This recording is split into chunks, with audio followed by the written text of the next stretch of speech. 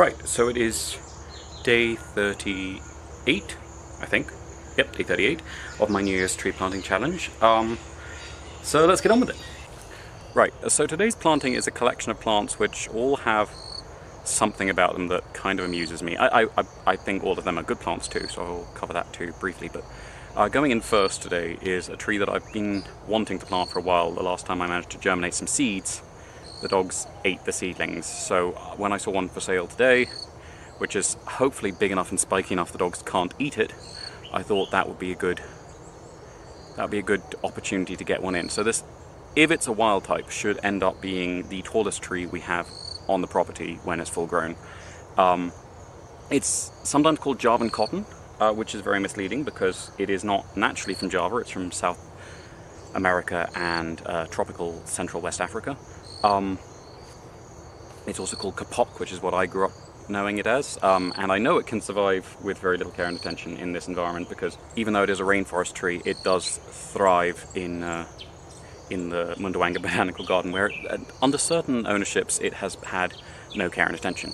So then around that I'm putting a plant that is amusing for a different reason, so that is Kalanchoe prolifera, which is hard to exactly say where it's from. It's from Madagascar, but because by the time it was being studied it was already distributed throughout the tropics, being certain that it started there is a bit messy, but all its relatives are there, so it's from Madagascar.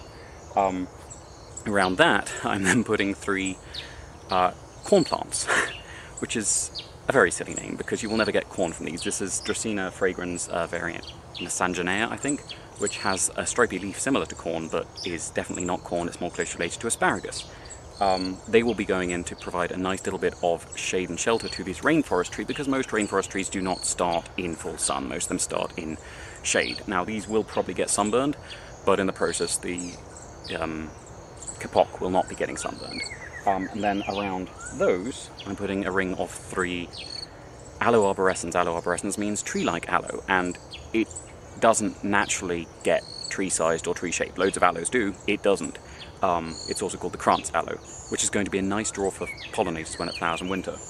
And then finally, just because it amuses me so much, I'm putting in a Barbary fig. Now you'd think from that name it's either from Morocco or it's bearded, and it's a fig.